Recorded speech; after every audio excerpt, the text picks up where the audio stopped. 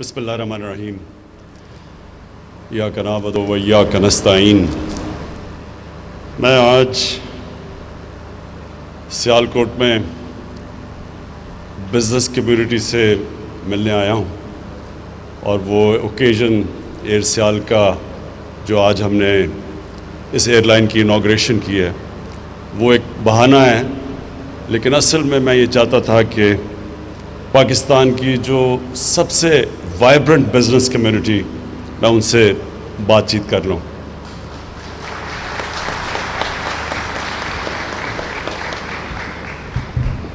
پہلے تو یہ ایئرپورٹ بنایا، یہ بھی پاکستان میں کسی شہر نے خود ہی پیسے جمع کر کے اتنا شاندار ایئرپورٹ اور اتنے کم پیسے پہ کوئی ایسا ایئرپورٹ نہیں بنا۔ تو پہلے تو میں یہ بڑی دیر سے بنا ہوا ہے، لیکن آج اس کی بھی مبارک دیتا ہوں، اور اس کے بعد ایئر سیال کی کہ یہ بڑا زبردست انیشیٹو ہے آپ کا، یہ جو اپنی ایئر لائن بنانا ہے۔ یہ ایک بزنس کمیونٹی جو سمجھتی ہے کہ کیسے بہتر چلا سکتی ہے، ایئرپورٹ کیسے بہتر چلا سکتا ہے، ایئر لائن بہتر کیسے چلا سکتی ہے، یہ آپ کا جو انیشیٹو ہے۔ یہ جب آپ نے مجھے بتایا بھی اس کا، تو میرے میں کوئی شک نہیں تھا کہ اس سے پاکستان کا ہر طرح فائدہ ہے۔ ایک تو سیالکوٹ کے لوگوں کا فائدہ ہے، اور اس میں پوٹینشل ہے، کیونکہ میرے خیال میں انشاءاللہ آنے والے دنوں میں سیالکوٹ ابھی بھی جتنا بھی ایکسپورٹ کا ہب ہے، اس سے بہت بڑا یہ ایک ایکسپورٹ کا سارے پاکستان کا سینٹر بننے جا رہا ہے۔ تو اس کے لیے آپ کو ایئر لائن کی ضرورت ہے، اور پڑھنی تھی آگے۔ تو یہ ایک ابھی تو آپ کی شروع ہے، لیکن میرے میں کوئی شک نہیں کہ جس طرح آپ نے یہ اپنا ایئرپورٹ چلایا، اسی طرح آپ ایئر لائن چلائیں گے، کمپٹیشن پیدا کریں گے۔ ہماری پی آئی اے کے لیے بھی ایک کمپٹیشن ہوگی کہ وہ جب دیکھیں گے کہ ایک ایفیشینٹ ایئر لائن چل رہی ہے، کم خرچے پہ چل رہی ہے، اچھی سروس دے رہی ہے، تو پی آئی اے کے اوپر بھی پریشر پڑے گا، اور جو بھی ایئر لائن پاکستان میں آئے گی ان سب پہ پریشر پڑے گا، ایفیشینٹ ہوں گے، پاکستان کا فائدہ ہوگا۔ اس کے بعد ابھی حماد اظہر نے بڑی ڈیٹیلز میں بات کی کہ یہ بڑا مشکل ٹائم تھا ہمارے لیے، یہ جو کرونا کا جب ساری دنیا میں آپ دیکھ رہے ہیں، یہ ایک وبا جب پھیلی تو ساری دنیا میں ایک بڑا مشکل فیصلہ کرنا تھا کہ آپ جب لاک ڈاؤن کرتے ہیں، اور جو بہترین طریقہ ہے اس وائرس کو روکنے کا وہ لاک ڈاؤن ہے، کیونکہ جب لوگ زیادہ جمع ہوتے ہیں اور جب ماسک نہیں پہنتے، اور جو آپ میں سے ماسک نہیں پہنتے، میں آپ کو بار بار تاکید کرتا ہوں یہ ماسک سب پہنیں۔ اس کی وجہ ہے، اس کی وجہ یہ ہے کہ اللہ نے ہمارے پہ بڑا کرم کیا۔ جو پہلے ویو کے اندر پاکستان جس طرح کرونا وائرس سے نکلا ہے، ہماری کوشش تھی، عوام نے ہمارے ساتھ پوری طرح تعاون کیا، اور پھر اللہ کا کرم ہوا کہ ہم آج جو نکلے ہیں، جس طرح حماد نے کہا، WHO نے کوئی 7 ملک بتائے ساری دنیا میں جو سب سے بہترین طریقے سے کرونا وائرس سے جنہوں نے نیگوشیٹ کیا، نیویگیٹ کیا، کہ اپنے لوگوں کا روزگار بھی بچایا، اپنی بزنسز بھی بچائیں، اور لوگوں کو کرونا سے بھی بچا لیا۔ یہ بڑا مشکل کام تھا، کیونکہ بار بار تاکید ہو رہی تھی کہ ہمیں لاک ڈاؤن کرنا چاہیے، اور افسوس سے کہنا پڑتا ہے کہ وہی اپوزیشن جو میرے اوپر تنقید کر رہی تھی کہ میں پوری طرح لاک ڈاؤن نہیں کر رہا، اور ہندوستان کی مثال دیتی تھی کہ نریندر مودی نے دیکھیں کتنا زبردست ہندوستان میں لاک ڈاؤن کیا، وہی آج جلسے جلوس کرتے پھرتے ہیں، جب کہ کرونا کے کیسز بڑھ رہے ہیں، اور ہم بار بار لوگوں کو کہہ رہے ہیں کہ یہ سردیاں اگر ہم نے یہ صحیح معنی میں احتیاط نہ کی، یہ سردیاں بڑی مشکل ہمارے لیے ہوں گی۔ جس طرح ساری دنیا میں آپ دیکھ لیں، امریکہ کے اندر آج ہر 4 دنوں میں اتنے لوگ کرونا سے مرتے ہیں جتنے ابھی تک 7 مہینے میں ہمارے اللہ کا شکر ہے نہیں مرے۔ یعنی اتنی تیزی سے وہاں پھیل رہی ہے، اور کیلیفورنیا میں پورا لاک ڈاؤن کیا ہوا ہے انہوں نے۔ انگلینڈ کے اندر انہوں نے بڑے اسٹرکٹ لاک ڈاؤن کیا ہوا ہے، اٹلی میں کیا ہوا ہے. تو ہم ابھی سے اگر احتیاط کریں جس طرح ہم نے پہلے کی تھی تو یہ سردیوں میں ہم اپنے ملک کو بچا سکتے ہیں، اپنی انڈسٹری کو بھی بچا سکتے ہیں اور اپنے لوگوں کو بھی بچا سکتے ہیں. تو اس لیے میں آپ سب کو بار بار تاکید کروں گا کہ سب سے آسان طریقہ اس وائرس کو روکنے کا یہ ماسک ہے. اچھا، میں پھر سے اب جو حماد نے باتیں کی میں اس سے آگے جاتا ہوں. دونوں منسٹرز حماد اظہر اور رزاق داؤد، انہوں نے بڑا زبردست بزنس کمیونٹی کے ساتھ انٹریکشن رکھا ہے. مسلسل یہ ان سے انٹریکٹ کرتے ہیں، پوری مجھے فیڈ بیک دیتے ہیں، جو بھی بزنس کمیونٹی کے پرابلمز ہیں وہ ہمیں بتاتے ہیں. اور ہماری پوری کوشش ہے کہ بزنس کمیونٹی کو پورا انکریج کیا جائے تاکہ پاکستان میں پھر سے انڈسٹریلائزیشن شروع ہو. آج سے 50 سال پہلے 60s کی دہائی میں پاکستان نے سب خطے میں سب سے تیزی سے انڈسٹریلائز کر رہا تھا. ہماری جو انڈسٹریل پروڈکشن تھی وہ کئی ایشین ٹائیگرز کی ملا کے پاکستان کی ان سے زیادہ تھی. اور پاکستان جس طرح آگے بڑھ رہا تھا، اگر غلط پالیسیز 70s میں نہ ہوتی تو پاکستان کی انڈسٹری کہاں سے کہاں پہنچ جاتی. لیکن بدقسمتی سے جو پالیسیز تھی وہ اینٹی بزنس اور اینٹی انڈسٹری تھی. یہ اس کے بعد اب یہ پہلی آپ کے سامنے گورنمنٹ آئی ہے جس کی اب پالیسی ہے پاکستان کو انڈسٹریلائز کرنا، جس کی اب پالیسی ہے کہ ہم نے اپنی بزنس کمیونٹی کو انسینٹیوز دینے ہیں، ان کی رکاوٹیں ختم کرنی ہیں. ان کے لیے جو فریز یوز کیا جاتا ہے ایز آف ڈوئنگ بزنس، ان کے لیے ہم نے کرنی ہے تاکہ انویسٹمنٹ بڑھے. اور یہ ہم نے کیوں کرنی ہے؟ کیونکہ میری گورنمنٹ کا جو سب سے بڑا مقصد ہے وہ یہ ہے کہ اس ملک میں غربت کم کی جائے، لوگوں کو غربت سے نکالا جائے. جو نچلا طبقہ اس وقت ہے اس کو اوپر اٹھایا جائے، اور جو علاقے پیچھے رہ گئے ہیں، جو بھی پاکستان میں علاقے پیچھے رہ گئے ہیں ان کے اوپر خاص توجہ دی جائے. مثلا جی بی ہے، گلگت بلتستان پیچھے رہ گیا. ہمارا جو فاٹا ہے، جو مرج ڈسٹرکٹس ہیں، جو پرانا قبائلی علاقہ ہے وہ پیچھے رہ گیا. بلوچستان پیچھے رہ گیا.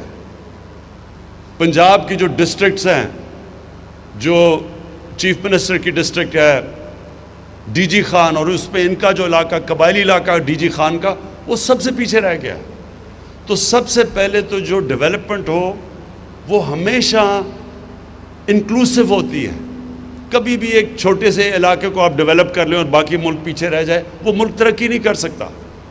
اور وہ بھی ملک ترقی نہیں کر سکتا جدھر ایک چھوٹا سا طبقہ امیر ہو جائے اور باقی لوگ غریب ہو جائیں. سو جو ڈیولپمنٹ ہوتی ہے وہ انکلوسیو ہوتی ہے.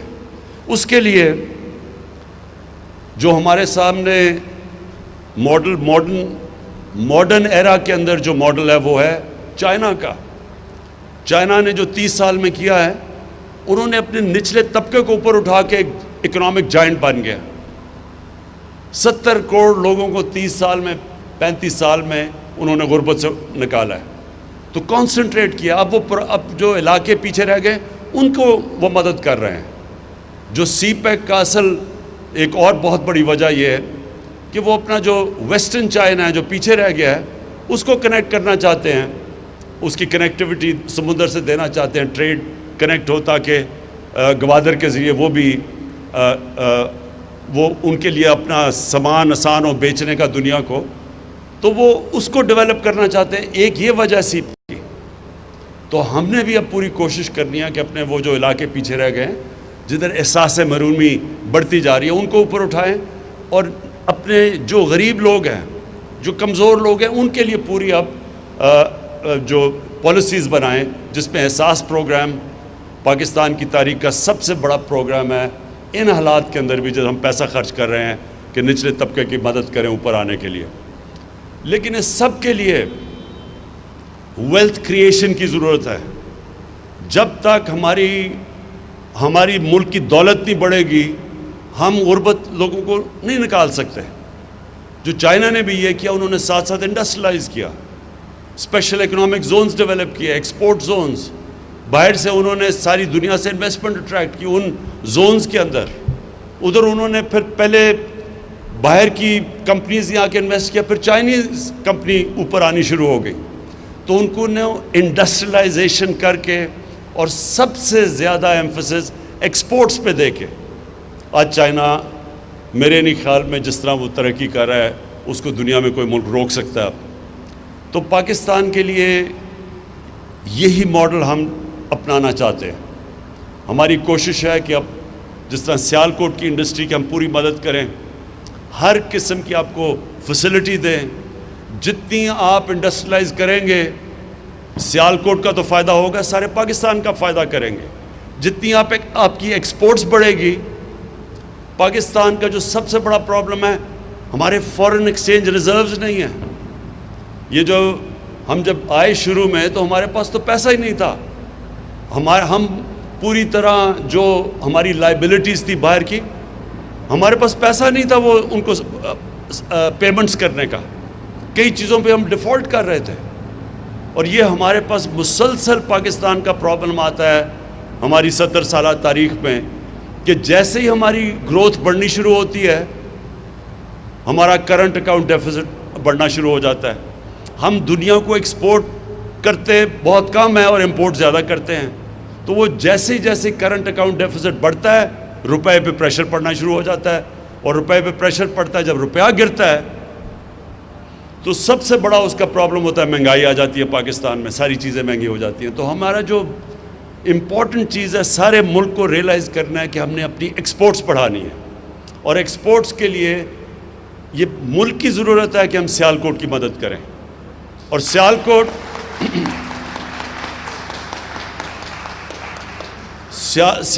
میں اور یہ جو ساری ٹرائنگل ہے, گجرانوالہ, گجرات, وزیر آباد, سیالکوٹ, یہ سارا جو علاقہ ہے یہ ایک تو ایکسپورٹس کے لیے ہمارے لیے سب سے بہترین علاقہ ہے جس کی اگر ہم مدد کریں, یہ اور کراچی اور فیصل آباد, یہ سب سے بہتر ہمارے لیے کہ اگر ہم ان کی مدد کریں گے تو ملک کا فائدہ ہوگا, ایکسپورٹس بڑھیں گی. اور دوسری چیز کہ اسمال اور میڈیم انڈسٹری سب سے زیادہ روزگار دیتی ہے ملک میں. ہمارا یہ بھی بہت بڑا مسئلہ ہے. ہمارے پاس ایک نوجوان آبادی ہے اور ہمیں مسلسل ان کے لیے نوکریاں کریٹ کرنی ہیں, اور وہ نوکریاں انڈسٹری سے ہوتی ہیں, اور خاص طور پہ اسمال اور میڈیم انڈسٹری. اس کے لیے میں آپ کو صرف یہ آج بتا دوں کہ حماد اظہر اس کو ہیڈ کر رہے ہیں, اور اب میں پرائم منسٹر آفس کے نیچے ہماری اب پوری کوشش ہے کہ جو مشکلات, رکاوٹیں اسمال اور میڈیم انڈسٹری کو ہیں وہ اب پرائم منسٹر کا آفس اور اس کے نیچے یہ حماد پوری ٹاسک فورس, پوری کوشش یہ ہے کہ اب ہم رکاوٹیں ان کی دور کریں, آسانیاں پیدا کریں اپنے اسمال اور میڈیم انڈسٹری کے لیے. اور میں جو آج اناؤنس بھی کروں گا بعد میں جو ہماری اگلی فنکشن ہے کہ یہاں ہم ایک state of the art university بنا رہے ہیں. ایک ہم نے بنائی تھی جو ہماری گورنمنٹ کی, یہ پختونخوا میں جب ہماری گورنمنٹ تھی, بہت بڑی اچیومنٹ ہے. ہری پور میں ہم نے ایک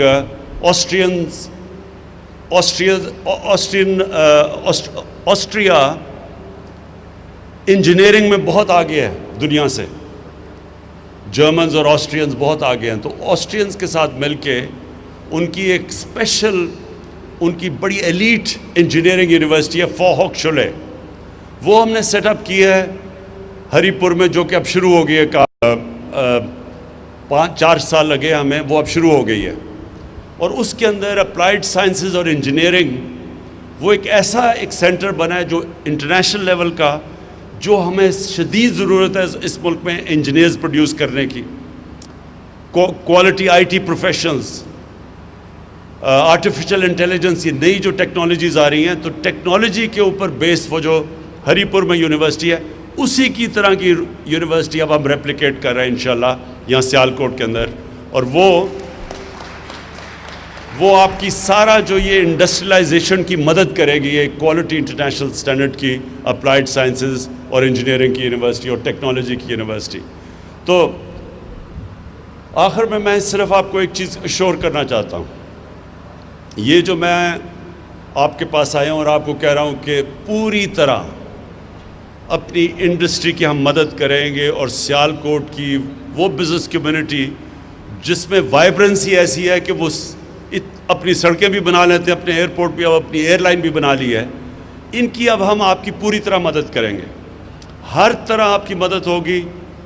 کانسٹنٹلی آپ سے, ابھی میں نے 2 ہفتے کے بعد آپ سے مل رہا ہوں, اس سے پہلے آپ نے حماد کو اور رزاق داؤد کو بتانا ہے کہ کیا کیا آپ کے ایشوز ہیں. وہ ہم آپ کو جو میرے سے میٹنگ ہوگی انشاءاللہ, اس میٹنگ میں بیٹھ کے سارے آپ کے ایشوز جو FBR سے ہیں, جو اسٹیٹ بینک آف پاکستان سے ہیں, جو یوٹیلیٹی کمپنی سے ہیں, وہ سارے انشاءاللہ ایک ہی وقت پہ ہم بیٹھ کے آپ کے سارے ایشوز حل کریں گے. اور میں سیالکوٹ کو آخر میں یہ کہنا چاہتا ہوں کہ جو انشاءاللہ ہم اپنا جو لوکل گورنمنٹ سسٹم لے کے آ رہے ہیں, ہمارا جو لوکل گورنمنٹ سسٹم ہے اس کے اندر شہروں کو ہم سٹی گورنمنٹس لے کے آ رہے ہیں, اور پہلی دفعہ پاکستان کی تاریخ میں جو سٹی گورنمنٹ بنے گی وہ ڈائریکٹ الیکشن سے میئر الیکٹ ہوگا.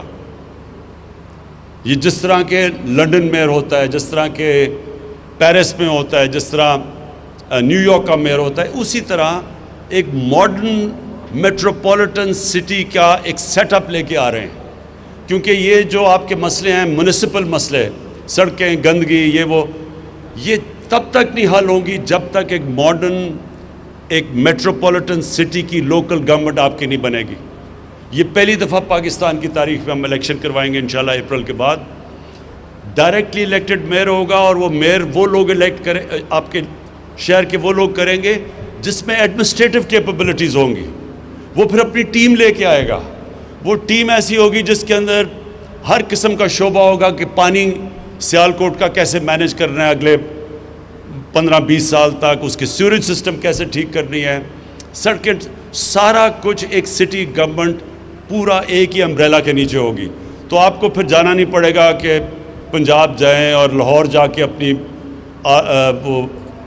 وہ اپنی درخواستیں لے کے جائیں. یہیں بیٹھ کے آپ اپنی خود شہر چلائیں گے. تو اگر جو اپنے ایئرپورٹ بنا سکتے ہیں, جو اپنی ایئر لائن بنا سکتے ہیں, سڑکیں ابھی بنا سکتے ہیں, تو اس سسٹم میں آپ کو پوری طرح موقع ملے گا سیالکوٹ کو ایک ماڈرن سٹی بنانے کے لیے. میں آخر میں آپ سب کا شکر گزار ہوں, مبارک دیتا ہوں ایئر سیال کو. انشاءاللہ یہ بگننگ ہے. سنا 3 ابھی آپ کے پاس جہاز ہیں, 3 لیز کیے ہیں. تو انشاءاللہ جو آپ کی میں انتھیوزیازم دیکھ رہا ہوں, مجھے کوئی شک نہیں کہ یہ پوری پاکستان کے لیے ایک مثالی ایئر لائنز بنے گی. بہت بہت شکریہ.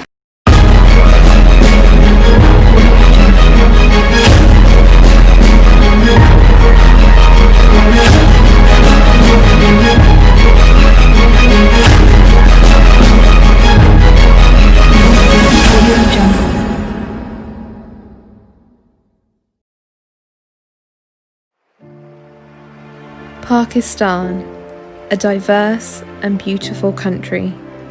From its rich cultural heritage in Lahore to the majestic landscapes of Hunza Valley, it is by far one of the most breathtaking countries I have ever explored.